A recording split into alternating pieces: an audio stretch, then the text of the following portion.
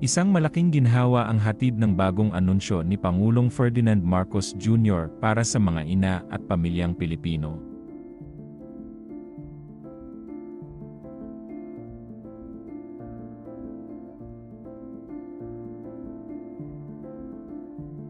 Simula April 30, pinalawak na ang maternity benefits ng PhilHealth, bagay na matagal nang hinihintay lalo na ng mga buntis na nangangamba sa gastos sa panganganak.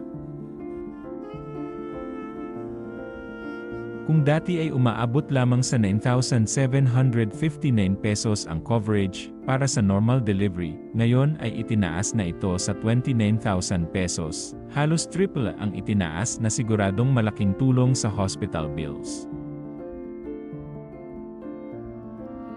Para naman sa mga cesarean deliveries, na kadalasang mas mahal at mas komplikado, mula sa dating 37,000 pesos, ay magiging 58,000 pesos hanggang 62,000 pesos na ang saklaw.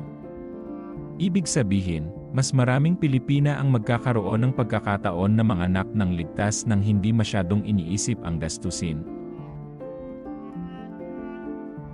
Hindi lang dito natapos ang magandang balita dahil pati prenatal care ay pinalawak din mula sa 4 na check-ups. Magiging 8 na ito, kaya mas masusubaybayan ang kalagayan ng ina at sanggol bago pa man dumating ang araw ng panganganak.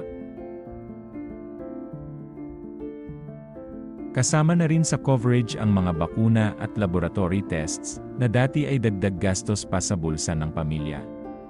At kahit matapos manganak, hindi pa rin pababayaan ang mga ina dahil may kasama ng 3 follow-up visits na sasagutin ng PhilHealth.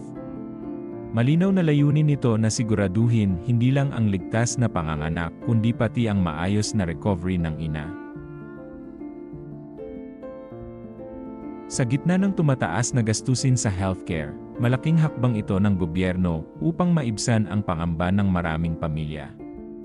Hindi maikakaila na isa sa pinakamalaking kinatatakutan ng mga buntis ay ang bayarin sa ospital, lalo na kung magkaroon ng komplikasyon. Pero sa bagong programang ito, tila unti-unting nabibigyan ng sagot ang problemang iyon. Ayon mismo sa Pangulo, layunin nitong matiyak na ang bawat ina ay makakapanganak ng ligtas at may kapanatagan ng loob nang hindi iniisip kung saan kukuha ng pambayad. Para sa marami, hindi lang ito simpleng dagdag benepisyo. Isa itong konkretong tulong na direktang mararamdaman ng mga ordinaryong Pilipino. Sa bawat pagtaas ng coverage, may katumbas itong nabawas na stress, nabawas na utang, at mas maayos na simula para sa bagong buhay na isisilang. Sa huli, ang tunay na panalo rito ay hindi lang ang mga ina kundi ang buong pamilyang Pilipino.